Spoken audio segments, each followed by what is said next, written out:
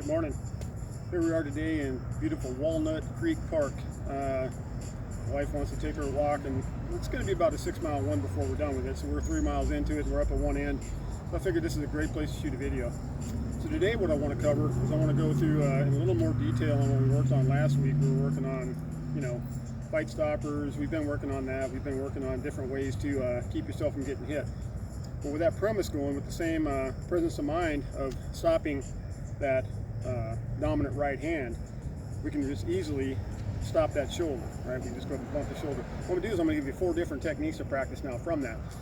So normally the way we try to teach it, we teach about where we got to destroy, we got to defend, we got to intercept, enter, or terminate. Okay, that's pretty much a common theme on most of our practice on self-defense. So on this point, we're going to pretty much defend by stopping the shoulder. That's our defense. Not so much of a block, but a preemptive bump. Now this is be a case of where the situation wasn't quite escalated to the point where we needed to intercept or do a preemptive move. It was a motion where things got a little bit close. They moved into us a little bit too much. We realized that our proximity sense said, dude, something's wrong. We touch that shoulder and we fire our shot. I can tell by his intent, by his look on his face, by his actions, I know this is going to go nowhere but bad, so I'm just going to have to hit this dude. So what I got to do is I got to stop him from firing on me. Again, the predominant hand somebody's going to throw, or the dominant hand, usually they're right. So if I stop his right hand, I'm easily prepared to stop his left as well. So if I bump that left shoulder, I'm getting ready to go off of my technique. If that left arm flies, I can stop it and then still follow my technique. So with that in mind, let's work on 4 techniques today. First one I'm going to work on, for lack of a better term, in Kajukenbo wear, it's called a bear claw. It's pretty much just a 4-finger poke that came out in front. But this one I want to think about striking with the palm, but also with these fingers jammed out like this as I'm striking. It's almost like you're palming a basketball. Bang, you're hanging into it. So the palm is making contact and impact with the face. These fingers are probably driving into the eye, right? Similar to what the World War II chin jab and that kind of thing, but we're doing it from a little different launching, all right? We're just kind of driving that thing in. I'm thinking about putting that palm into the face, and with my fingers locked forward like that, I'm probably going to get a little action in the eyes. So if I don't get such a devastating impact from the palm strike, I'm still going to make some money with those fingers in the eyes.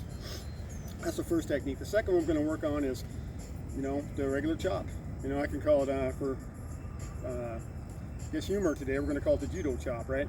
Just the old regular karate chop, the shudo with a knife hand, however you want to call it, striking with this blade as a hand. Okay, on that one, a real good shot to strike that, you can throw that into the neck area, try and get a brachial stun with it. You can also drop this very hard across the collarbone.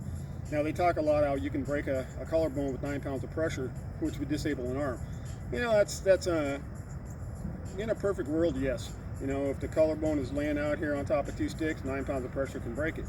If it's laying underneath mass, if the guy's got some shoulder muscle, all these factors got to be considered. You can definitely damage it, and you could possibly break it, and you could cause some serious feedback to him to quit messing with you, right? If you drive that on there and impair him just a little bit, you can always cut and run. So that's going to be our second one. The hammer fist, big money maker. We always know that.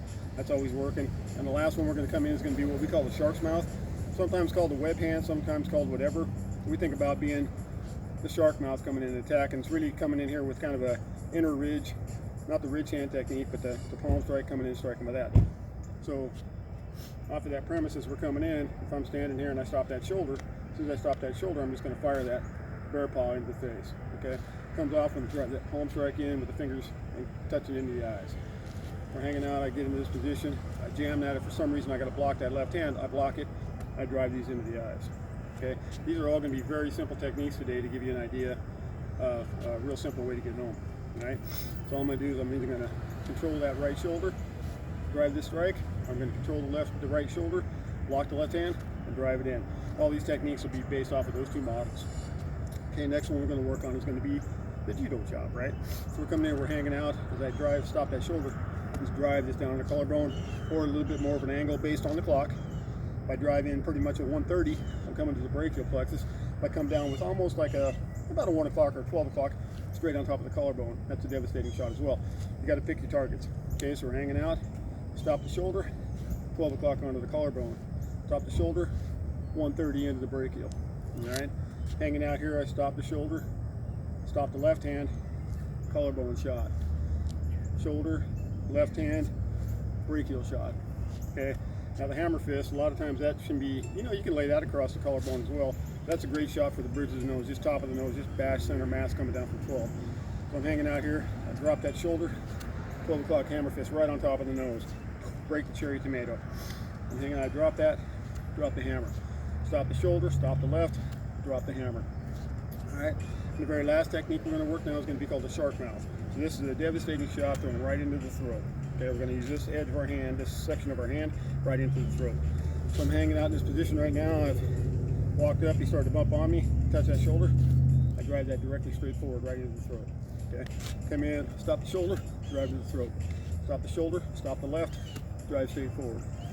Okay, so an overview again of those techniques, just to break them down. We've got our bear claw coming in, we've got our chop, we've got our hammer fist, and we got our shark mouth. Okay, coming from the front, we've got the bear paw or bear claw, we've got the chop, any direction you need to, we've got the hammer, and we've got the shark mouth. Okay, and remember to use these, work them all in the combat clock. You know, 12, 3, 6, and 9 is a great way to do it. If I was going to come in, I could drop that bear paw at 12. A little harder to get it at 3, but it could be done based on where that face is. I could come in and jam there. Coming down low, that would probably be more of a shot that would turn into a groin grab, right? Or I could be jamming off into here, coming with that guy at 9 o'clock. Same could be done with the chop. Could be dropping it from 12, from 3, if I'm caught in here, 6, 9. Hammer fist could be the same thing. 12, 3, 6, 9. The shark mouth is pretty much going to be just a 12 o'clock shot. Boom, unless I happen to veer off, coming in 9, maybe coming up from 6, or coming back in, palm up from 9. Okay, so those are ways you can work these techniques. Just think about simple, no nonsense self-defense, get you through the day. All right, have a great day, have a great week.